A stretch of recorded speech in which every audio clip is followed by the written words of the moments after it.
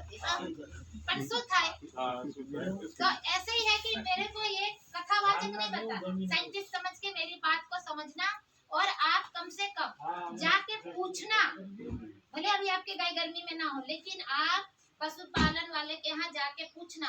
नहीं तो ये नवनीत भाई है हमें उनको पकड़ना कि भाई वो मैडम जो बोल के गई वो स्कीम के बारे में कैंपिंग कराओ यहाँ पे, है कि नहीं आपको मालूम। तो ये चीज है।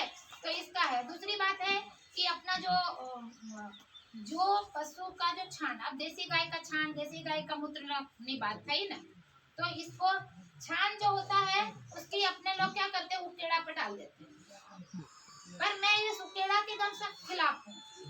ये जो उकेड़ा जो डूंगर बना देते हो ना, तो ये अभी बोले, अभी क्या बोला, ऑर्गेनिक कार्बन इन्होंने बात की, उसके अंदर होता है अमोनिया गैस, जो नाइट्रोजन, एनपीके, जो यूरिया डालते हैं ढगला ढगला बोरी बोरी, ये हमको कुदरत ने मुफ्त दिया है छान में। लेकिन वो छान कैसे हमको यूरिया देगा? यूरिया मतलब नाइट्रोजन, है ना, समझ रहे हो, थोड़ा वैज्ञानिक भाषा भी समझिए। नाइट्रोजन, उसके अंदर अमोनिया गैस होता है, बाद में नाइट्रोजन में चेंज होता है। तो ये जो चीज है ना, ये क्या होता है कि ये जब लीला रहेगा तभी उसके अंदर रहेगा। आप ढगला कर देते हो तड़का में रोड के किनारे, क्योंकि आपको क्या लगता है बरसात में मेरे को यहाँ से ट्रैक्टर का भाड़ा कम लगेगा, है ना, तो वहां पे कर दिया और तड़का लगा ना तो सारा अमोनिया उड़ गया, उसके अंदर में अब बचा नहीं। जो चीज के लिए छानिया खातर हम खेतर में डालते हैं वो तो उसके अंदर में है ही नहीं, वो तो सूर्य देव के पवन गया, पवन में नाइट्रोजन। तो उसको आपको बचाना है। अब कैसे बचाओगे? उसको बचाने के लिए बहुत सिंपल तरीका है, बहुत ही सिंपल तरीका है कि मान लिया आपका जहाँ पशुशाला है उसके जगह ही खड्डा बनाइए, खाड़ा बनाओ, खाड़ा करो, कितना 3 फीट 3.5 फीट का खाड़ा करो, है ना। अभी पहले तो खेडूत खुद से करते थे, आजकल का खेडूत को उतना ताकत तो है नहीं, क्योंकि सब दूध तो मंडली में भरा जाता है, खाते तो हो नहीं, है कि नहीं। मैं वो टीवी में आता है ना कि अमूल दूध पीता है इंडिया, तो मैं पीछे से बोलती हूँ गुजरातियों को छोड़ के, कोई गुजराती दूध नहीं पीता है, सब मंडली में भरता है। और दूध बेचने के बाद क्या पीता है,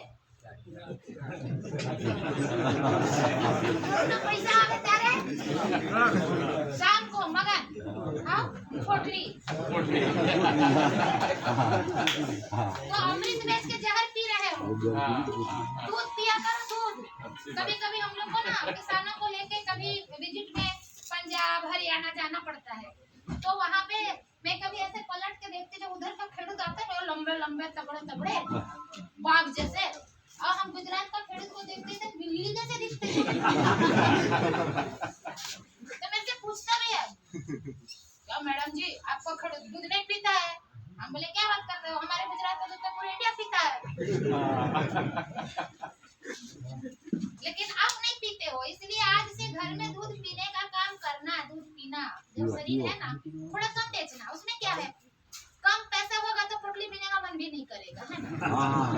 ज्यादा खिसा में पैसा आ जाता है तो मन भटक जाता है, उसको थोड़ा कंट्रोल करने का।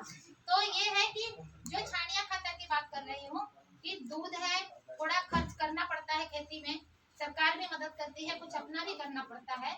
और ये नहीं कि मैं यहाँ प्रवचन देने आई हूँ, करना पड़ता है, हम भी खेडूत के ही घर से हैं, ऐसा नहीं है कि हम कहीं अमेरिका से आए हैं। देसी तो है ना, जैसे का भाई बोला, तो मैं देसी ही हूँ।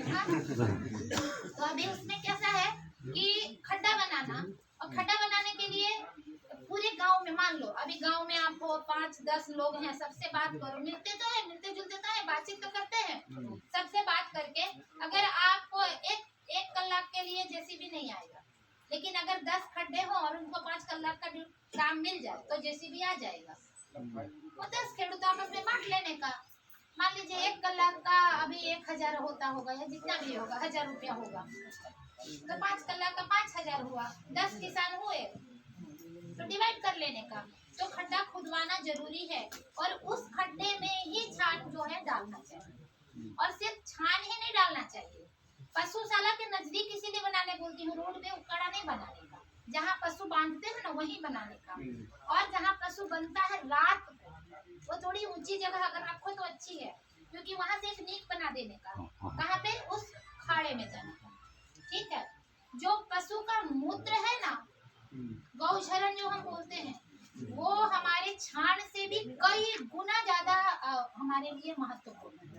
लेकिन मैं कभी कभी सोचती हूँ, ऐसे बैठती हूँ तो सोचती हूँ कि बाप रे, करोड़ों लीटर छान हम बर्बाद कर देते हैं, जिसका कोई वैल्यू नहीं है, कोई मूल्य नहीं।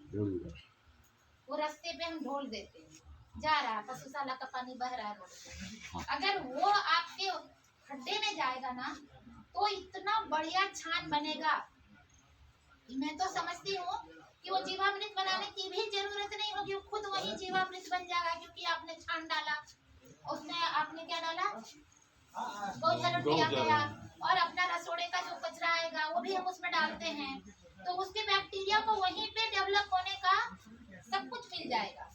अगर ऐसा छान बने, इसमें एक वैज्ञानिक तरीका में ये है कि उसको खातर छान तभी खातर बनता है जब उसमें 40% भेज होता है, ठीक है।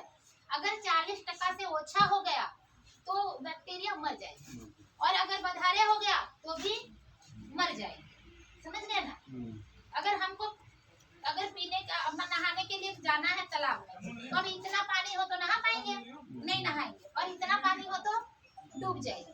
तो ऐसा ही है इस बैक्टीरिया को भी, ओछा हो जाए तो मर जाते हैं, ज्यादा हो जाए तो मर जाते हैं। कितना भेज चाहिए, 40%। आप खेडूत बोलेगा मैडम अभी वो केड़ा में 40% है, 50% हमको कैसे पता चलेगा।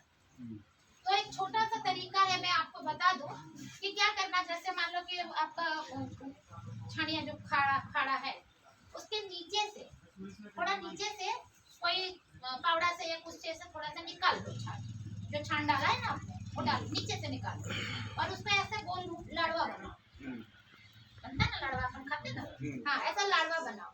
अगर वो लाड़वा, और फिर हाथ ऐसे खोलो, अगर लाड़वा फूट गया तो 40% से भेज ओछा है, और ऐसे दबाया, और अगर यहाँ से पानी रस निकला तो समझो कि 40% से ज्यादा है, और अगर लाड़वा मजे मजे में बन गया तो समझो कि 40% भेज है, आपका खातर बन रहा है, पक रहा है, बैक्टीरिया पैदा हो रहा है। आप तो उस दिन खुशी से घर में उस दिन सिरो बिरो बना सकते हो कि मेरा आज छाया खातर तो मेरा मस्त बन रहा है, ठीक है। और वही खातर अगर आप खेत में डालोगे बरसात से पहले, तो आपके खेत में वो सारी बैक्टीरिया पैदा होंगे। जो अभी साहब ने बोला ना, राय साहब ने, कि आप डीएपी डाल देते हो, वो अगले साल भी वो दाना दिखता है, और दिखता है, ये सच बात है, ये हमने भी देखा, हमारे फार्म में भी हमने देखा कि वो डीएपी ऐसे ढेपा ढेपा मिल जाता है, क्योंकि डीएपी को तोड़ के घुलाने वाला बैक्टीरिया हमारे जमीन में नहीं है। वो कहाँ से आएगा, ये छानिया खातर से आएगा, ये आपको करना पड़ेगा, ठीक है। तो ये है एक तो कीड़ा की बात। और एक छोटी सी और बात बता दूं कि जो वापसा बोला ना, इसमें इन्होंने बताया जीवामृत, बीजामृत, आच्छादन यानी वापसा। आच्छादन यानी वापसा का क्या मतलब होता है कि जो भेज है उसको जमीन में बचा के रखना, जमीन में ही भेज को रखना। अभी बरसात हुई और बरसात के समय आपकी जमीन में भेज रहती है, लेकिन नवरात्रि आया उस टाइम तक रहा, उसके बाद समझिए नवंबर दिसंबर में जाके जमीन फट जाती है, फटना शुरू हो जाती है, क्योंकि वो जो भेज है ना वो निकल गया। वो कैसे निकलता है वो मैं आपको बताऊं, थोड़ा सा